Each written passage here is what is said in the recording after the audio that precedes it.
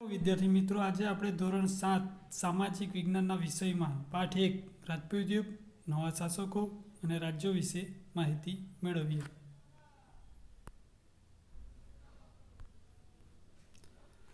આપણે અગાઉ શીખી ગયા ઉત્તર ભારતના રાજ્યો વિશે, રાજપૂત વંશ વિશે. હવે આપણે દક્ષિણ ભારતના રાજ્યો વિશે થોડી માહિતી પ્રાપ્ત કરીએ. નર્મદા નદીની દક્ષિણમાં આવેલા રાજ્યોને દક્ષિણના રાજ્યો કહેવામાં આવે છે. આપણો ભારત દેશ નર્મદા નદીની ઉપરના જે રાજ્યો છે તેને ઉત્તર ભારતના રાજ્યો કહેવાય, જ્યારે નર્મદા નદીના દક્ષિણના કાંઠેના દક્ષિણના રાજ્યોને દક્ષિણના રાજ્યો કહેવામાં આવે છે. 8મી સદીમાં ઉત્તર ભારતની જેમ દક્ષિણ ભારતમાં પણ અનેક નાના મોટા રાજવંશો સ્વતંત્ર થયા. સમ્રાટ હર્ષવર્ધન અને દક્ષિણ ભારતમાં પુલકેશી બીજોનો જે સમય હતો ત્યારે દક્ષિણ ભારતમાં પણ અનેક નાના મોટા રાજવંશો સ્વતંત્ર થયા. તેમાંથી દક્ષિણ ભારતમાં ચાલુક્ય વંશ, રાષ્ટ્રકૂટ વંશ, પલ્લવ વંશ, ચોલ વંશ, પાંડ્ય વંશ, ચેર વંશ જેવા વંશો વિશે આપણે આજે માહિતી મેળવીએ. ચાલુક્ય વંશનો પ્રથમ રાજા જયસિંહ હતો.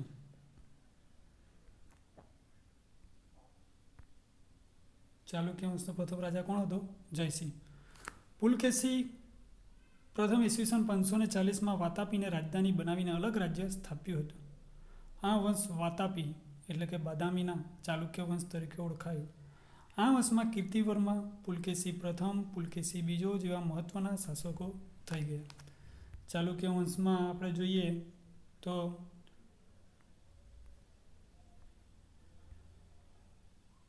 કીર્તિવર્મા, પુલકેશી પ્રથમ અને પુલકેશી બીજો જેવા મહત્ત્વના શાસકો થઈ ગયા. વાતાપીના ચાલુક્યની સત્તા નબળી પડી ત્યારે તેમની એક શાખા કૃષ્ણા અને ગોદાવરી નદીના વચ્ચેના પ્રદેશમાં સ્થાપિત થઈ. તેનો સ્થાપક વિષ્ણુવર્ધન હતો. હવે વાતાપીના જે ચાલુક્ય હતા તેની સત્તા ધીરે ધીરે નબળી પડી. ત્યારબાદ આ ચાલુક્ય વંશની બીજી સત્તા આવી. તો આગળ જોઈએ. આ પૂર્વીય ચાલુક્ય શાસકોનો પોતાની રાજધાની વેંગીમાં રાખી હોવાથી તેને વેંગીના ચાલુક્ય તરીકે ઓળખવામાં આવે છે. હવે ચાલુક્યની બીજી શાખા હતી, તેનું નામ હતું વેંગીના ચાલુક્ય. વાતાપી અને વેંગીની જેમ કલ્યાણીમાં પણ ચાલુક્ય વંશની એક શાખા હતી. આ ચાલુક્ય કલ્યાણીના ચાલુક્ય તરીકે પણ ઓળખવામાં આવે છે. એટલે ચાલુક્ય વંશમાં 3 શાખા હતી. પહેલી શાખા હતી વાતાપીના ચાલુક્ય, બરાબર છે, વાતાપીના ચાલુક્ય. બીજી શાખા હતી વેંગીના ચાલુક્ય અને ત્રીજી શાખા કઈ હતી? કલ્યાણીના ચાલુક્ય. આ રીતે ચાલુક્ય વંશની શાખા હતી. એટલે કે વંશ એક જ હતો પણ તે અલગ અલગ વિભાગમાં વહેંચાયેલો હતો. એટલે કે અલગ અલગ વંશમાં એક જ વંશના અલગ અલગ રાજ્યો હતા. હવે શું થાય છે? દક્ષિણ ભારતમાં ચાલુક્ય વંશની સત્તા નબળી પડી ત્યારે રાષ્ટ્રકૂટ વંશનો સત્તાનો ઉદય થયો. આ વંશનો સૌથી પ્રથમ રાજા ઇન્દ્ર પ્રથમને માનવામાં આવે છે. હવે આ વંશનો સૌથી પ્રથમ રાજા કોણ હતો? ઇન્દ્ર પ્રથમ. કયા વંશમાં? તો આપણે જોઈએ તો રાષ્ટ્રકૂટ વંશમાં. ગોવિંદ ત્રીજો રાષ્ટ્રકૂટ વંશના શાસકોમાં સૌથી વધુ શક્તિશાળી હતો. હવે ચાલુક્ય વંશમાં કોણ શક્તિશાળી હતો? પુલકેશી બીજો. તેમ આ રાષ્ટ્રકૂટ વંશમાં સૌથી શક્તિશાળી રાજા કયો હતો? ગોવિંદ ત્રીજો. આમ ચાલુક્ય વંશ ત્યારબાદ રાષ્ટ્રકૂટ વંશ દક્ષિણ ભારતમાં અસ્તિત્વમાં આવ્યો. હવે આગળ જોઈએ. આ સમયમાં યાદવ વંશના 2 રાજ્યો અસ્તિત્વમાં હતા. એક દેવગિરી અને બીજો દ્વાર સમુદ્ર. હવે રાષ્ટ્રકૂટ વંશનું જે શાસન હતું ત્યારે યાદવ વંશમાં 2 રાજ્યો હતા, દેવગિરી અને દ્વાર સમુદ્ર. દ્વાર સમુદ્રમાં હોયસેલ વંશનું શાસન હતું. હવે આપણે દ્વાર વંશની વાત કરીએ તો હોયસેલ વંશનું શાસન હતું, હોયસલ વંશ. અને દેવગિરીમાં યાદવોનું શાસન હતું. દ્વાર સમુદ્ર હોયસેલની રાજધાની હતી અને દેવગિરી યાદવોની રાજધાની હતી. હવે આ સમયે હોયસેલની રાજધાની દ્વાર સમુદ્ર હતું અને દેવગિરી એટલે કે દૌલતાબાદ યાદવોની રાજધાની હતું. દક્ષિણ ભારતમાં કલ્યાણી ચાલુક્ય સામ્રાજ્યના પતન બાદ ત્યાં નવા રાજ્યોનો ઉદય થયો. તેમાં વરંગલના કાકતીય પણ હતા. કૃષ્ણા અને કાવેરી નદીઓ વચ્ચેનો ભૂમિ પ્રદેશ ઉપર તેમનું રાજ્ય હતું. વરંગલ તેમની રાજધાની હતી. આવો જ એક મહત્વનો વંશ પલ્લવ વંશ પણ હતો. દક્ષિણ ભારતમાં વરંગલના કાકતીય પણ હતા, તો તેમની રાજધાની વરંગલ હતી. આવો જ એક મહત્વનો વંશ હતો કયો? દક્ષિણ ભારતમાં પલ્લવ વંશ.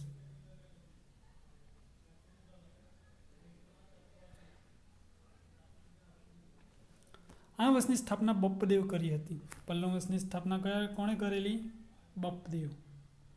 પરીક્ષામાં પ્રશ્ન પૂછાય, દક્ષિણ ભારતમાં પલ્લવ વંશની સ્થાપના કોણે કરેલી?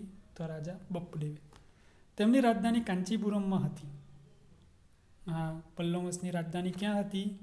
કાંચીપુરમ, દક્ષિણ ભારતમાં આવેલું સ્થળ છે. તો આ પલ્લવ વંશમાં કયા કયા શાસકો થઈ ગયા?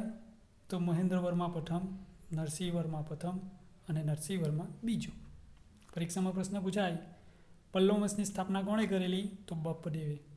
અને આ વંશમાં કયા કયા રાજાઓ થઈ ગયા?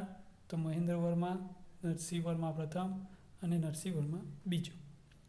તાંજોર, ત્રિચિન્નાપલ્લી અને પુડુકોટ્ટોઈ જ્યાં આવેલા છે ત્યાં મધ્યકાળમાં ચોલ મંડળનું રાજ્ય હતું. તાંજોર તેમની રાજધાની હતી. ચોલ વંશની રાજધાની કઈ હતી?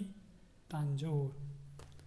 રાજરાજ પ્રથમ, રાજાધિરાજ પ્રથમ અને રાજેન્દ્ર પ્રથમ ચોલ વંશના મહત્વના શાસકો હતા.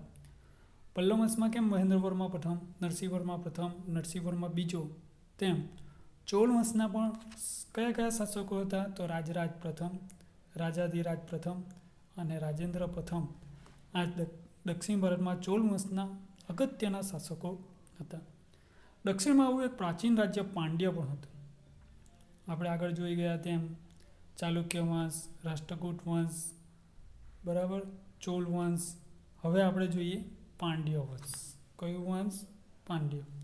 આ પણ દક્ષિણ ભારતમાં ખૂબ અગત્યનું શાસન હતું પાંડ્ય વંશનું. પાંડ્ય વંશ નાનું હતું પણ વેપારનું મોટું મથક હતું. આ સમયે તમિલથી અલગ થયેલા એક ભાગ પર ચેર વંશનું શાસક હતું. હવે પાંડ્ય વંશ વિશે આપણે જોયું તો પાંડ્યમાં વેપાર માટે ખૂબ જ અગત્યનું મથક હતું. ત્યારબાદ બીજો એક નવો વંશ આવે છે, ચેર વંશ. ચેર વંશ પણ દક્ષિણ ભારતમાં એક અગત્યનું વંશ હતું, શાસન હતું. ચેરનું બીજું નામ કેરળ અથવા મલયાલમ થાય છે. આપણે આજે ભારતનું કેરળને ઓળખીએ છીએ ને, તે કેરળ પહેલાં મલયાલમ નામે ઓળખાતું અને ત્યાં ચેર વંશનું શાસન હતું. અયન ચેર વંશનો પ્રથમ શાસક હતો. આ ચેર વંશનો પ્રથમ શાસક કોણ હતો? રાજા અયન.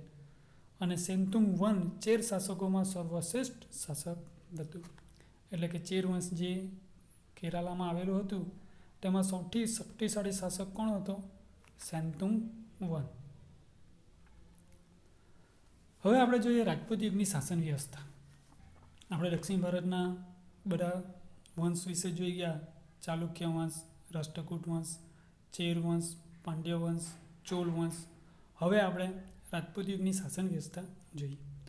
રાજપૂત યુગમાં વિવિધ રાજવંશોનું શાસન હતું. એ સમયમાં શાસક રાજ્યવંશમાં પરિવર્તન આવતા, પરંતુ રાજનીતિક પરિસ્થિતિમાં કોઈ ફેરફાર જોવા મળતા નથી. રાજપૂત યુગમાં રાજાનું પદ વંશ પરંપરાગત હતું. વંશ પરંપરાગત એટલે શું?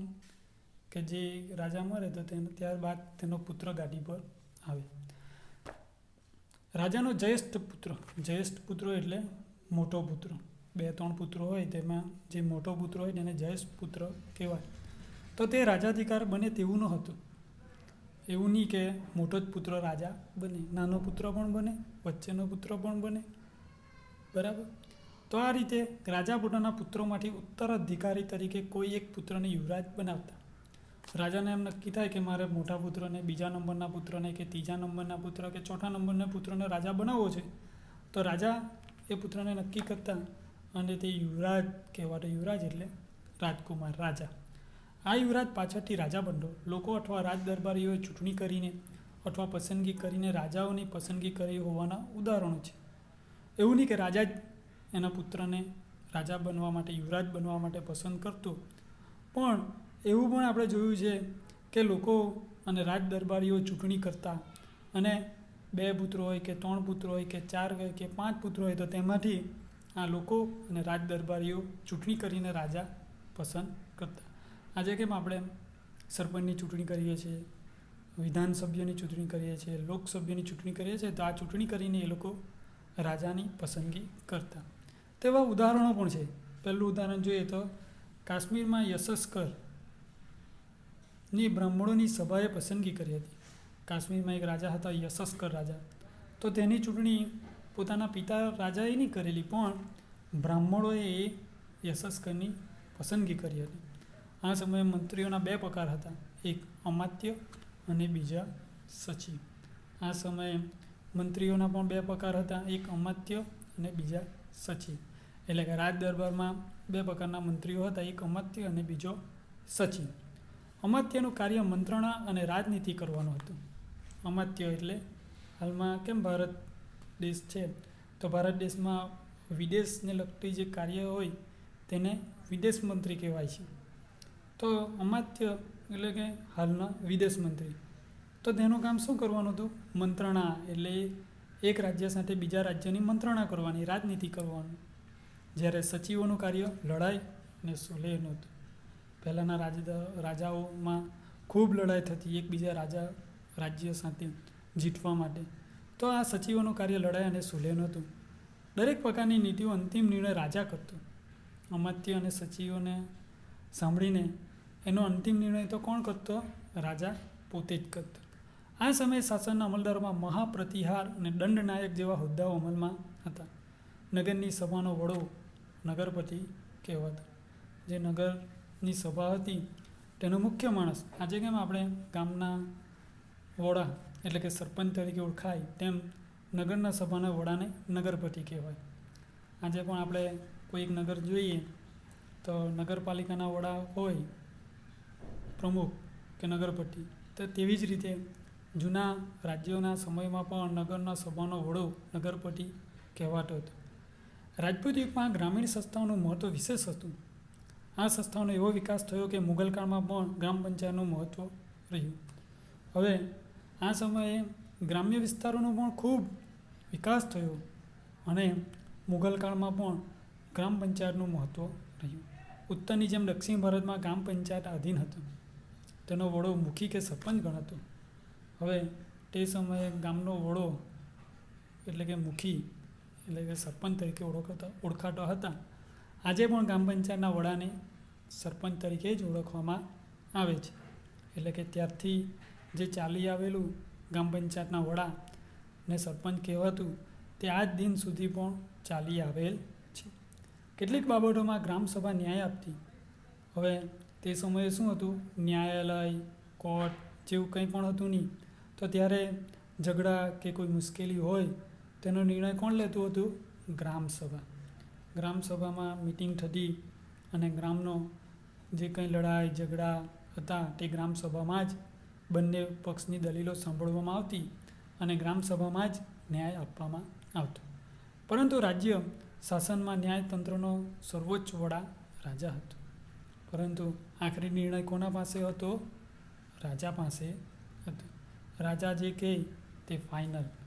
આમ ગ્રામસભાનું પણ મહત્ત્વ હતું. આમ દક્ષિણ ભારતના રાજ્યોમાં રાજપૂત યુગના શાસન વખતે ઉત્તર ભારતમાં અને દક્ષિણ ભારતમાં રાજાનું ખૂબ જ મહત્ત્વ હતું. ધન્યવાદ.